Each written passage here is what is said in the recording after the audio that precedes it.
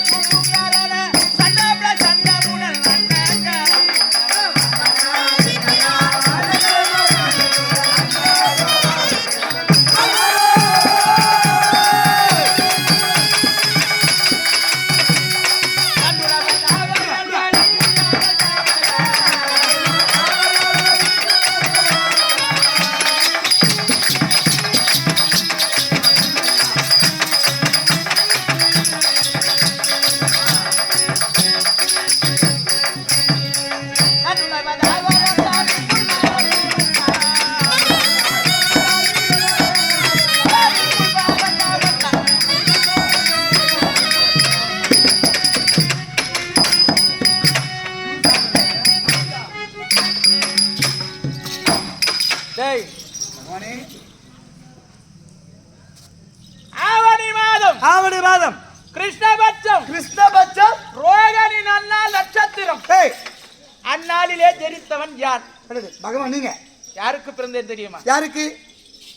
வசுதேவருக்கும் வசுதேவருக்கும் தேவகி அம்மையாருக்கும் தேவையா அண்ணருக்கும் 8வது பிள்ளையே சிறையிலே பிறந்தேன் நான். சிறைச்சாலையில. ஆமா. ஏன் பகவான சிறைச்சாலையில போனீங்க? விதி. பாவம். ஏம்பா சித்தால பாத்தியா பகவான் விதிய? நான் ஜெயிலுக்கு போனா மட்டும் ஜெயிலுக்கு போய் வந்துட்டேன்றியே. பகவான் நிலைமை பாத்தியா? என்னடா சிறைச்சாலையில பிறந்தாரா? எப்படா போறது? அவங்க அம்மா சாரா வித்து இருந்திருப்பாங்க. அவங்க அம்மா வயிற்றுல இவர் இருந்திருப்பாரு. புச்சு போய் உள்ள போட்டோன்னா சிறைச்சாலை பிறந்துட்டு இருப்பாரு. அம்மா கள்ளச்சாரா விக்கிறவங்களாகும். அவன் சாரா லீலைகள்டா. பிச்சு சொல்றோம். டேய் பகவானே ஏன் அங்கே பிறந்தேன் சிறையிலே தெரியுமா? ஏன் தெரியாது கேக்குறமா? தந்தை யாருன்னு தெரியுதா? வசுதேவன். தாய் தேவகி அம்மையார். யாருக்கு தங்கை தெரியுமா? யாருக்கு? வடமதுராய்புரியை ஆட்சி செய்து வந்த உக்ரசேனர் என்னுடைய தாத்தா. குருசேனர் தாத்தா.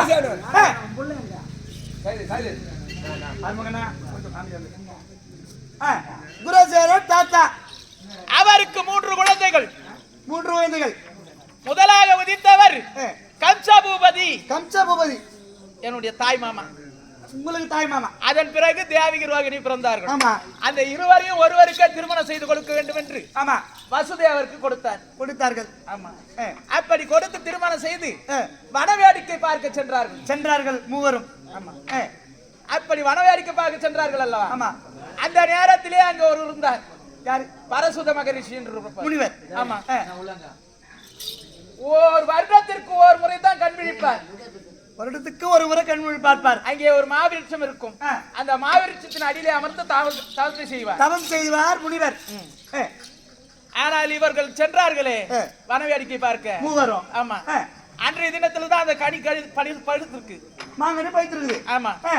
அதை என்னுடைய தாய்மார்கள் பார்த்துட்டாங்க. இருவரும் அந்த கனி வேண்டும் என்று கேட்கவும் என் மாமா அறுத்து கொடுத்துட்டாரு. ஆசைப்பட்டது இவங்க வந்துட்டாங்க. ஆமா.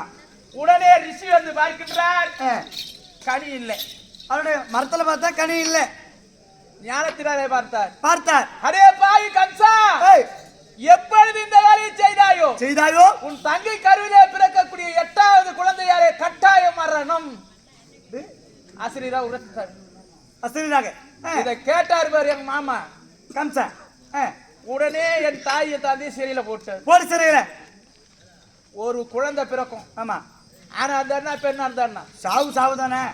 அப்படி என்று என்ன செய்தார்? ஒவ்வொரு குழந்தையாக கொண்டு வர பிறந்ததுன்னா ஆமா உடனே என்ன செய்வாங்க தெரியுமா? என்ன? கரகரவன மேலே சுழற்றி அடிப்பார். தன் வாளை பிடித்தால் அந்த குழந்தை விழுந்தா இருப்புண்டா போயிடும். ஆமா. இப்படியே 7 குழந்தைகள் மடிந்தது. அதன் பிறகு நான் ஜனனமாகின்றேன். ஆமா. இந்த சிறையில் இருக்கும் பார், என்னுடைய தந்தை இடத்துல சொல்லிட்டேன். நீங்க பிறந்த உடனே அப்படியாக சொல்லி என்னை கொண்டு போங்கள் ஆயர்பாடியில விட்டுடுங்க. ஆயர்பாடியில விட்டு விடுங்கள். ஆயர்பாடியில ஒரு பெண் பிறந்து இருக்கின்றார்.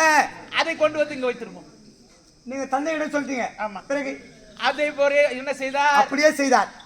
நேராக சென்றார். அங்கிருந்த பெண் குழந்தை இங்கு கொண்டு வந்தார். என்ன எதுவுமே அங்க விட்டுட்டார். ஆயர்பாடியில் விட்டார். அப்படி விட்ட உடனே என்ன தெரியுமா? இந்த குழந்தைய கொல்லணும்னு கொண்டு வர்றாங்க காவலாளிகள்.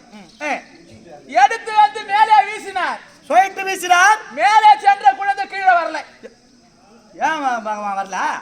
அதோட காலியாக நின்றாள். அவருடைய அப்படி காளிகா தேவியாக நின்று ஏ கம்சா, என்னை கொல்ல உன்னால் ஆகாது.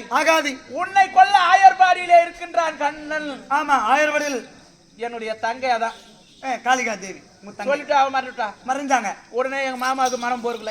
ஆமா. ஆயர்பாடியிலே கண்ணனாக வாழ்ந்து வருகின்றேன். உடனே என்ன செய்தா தெரியுமா?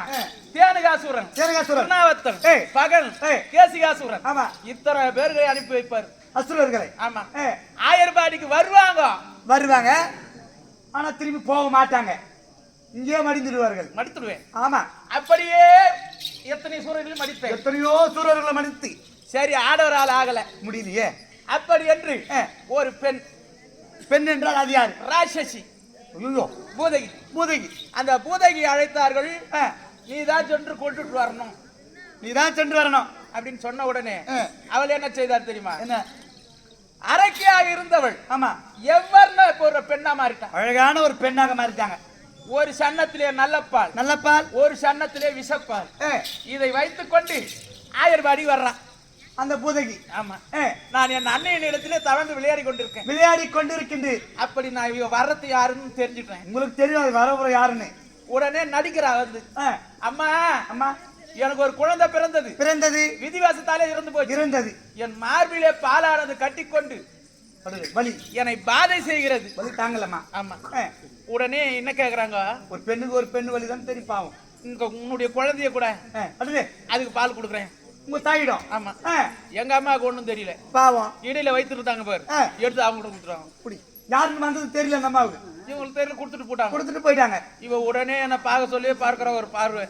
நானும் அவளை பார்த்தேன். ஆமா, அவ எப்படி தெரியுமா கொஞ்சரா என்ன எப்படி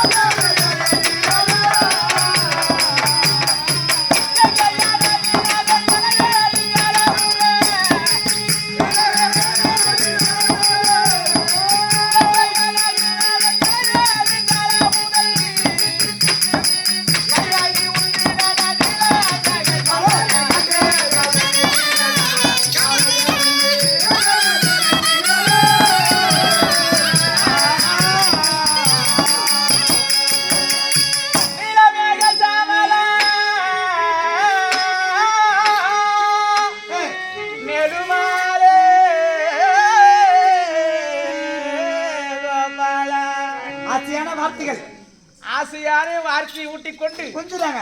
இந்த பாலை குடிச்சுடுறா, குடிச்சிடா. அந்த பால் எங்க இருக்கு? அவள் இருப்புற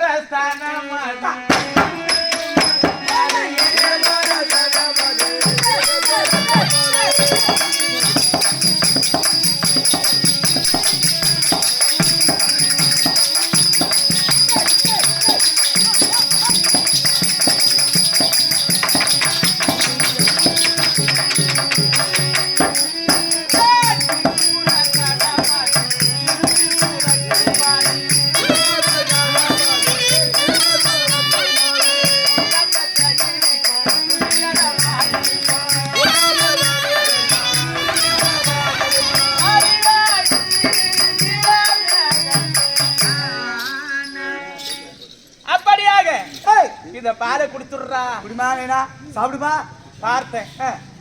இவ்வளவு விட்டு வைக்க கூடாது, இதோட விட்டு வைக்க கூடாது. பூமியில நல்ல பாலையும் மருந்தினேன், விஷப்பாலையும் மருந்தினேன். அது உயிர் வாழ்வதற்கு ஒரு மனிதருக்கு என்ன தேவை? உயிரும் ரத்தம். அந்த ரத்தத்தையும் குடிச்சிட்டேன், பாலோட சேர்த்து குடித்து விட்டீங்க. உடனே சக்கையா போய் மடிந்தாவும் போதைக்கு மடிந்தால் தீ என்று சொல்லக்கூடியது. ஆமா, 8 திக்கு. ஆமா, கூ என்று சொல்வது குவலயம். இந்த குவலயத்திலே 8 திக்கிலே பூதகியை மடித்தபடினாலே பூதகி சங்காரன். அப்படி செய்துட்டு பாண்டவருக்கு சகாய கருத்தனாக இந்த பாரத போர் எப்படி இருந்தாலும் வரப்போகுது. ஆமா, நான் வந்த வேலையை முடியணும். ஆமா, ஆகையினாலே பாண்டவர் பட்சம் இருந்து காத்து வருகிறேன். ஆனால் இன்றைய தினத்திலே ஏதோ ஆகாத சகுனம் போல் தெரிகிறது. ஆமா, வந்தா பாருங்க.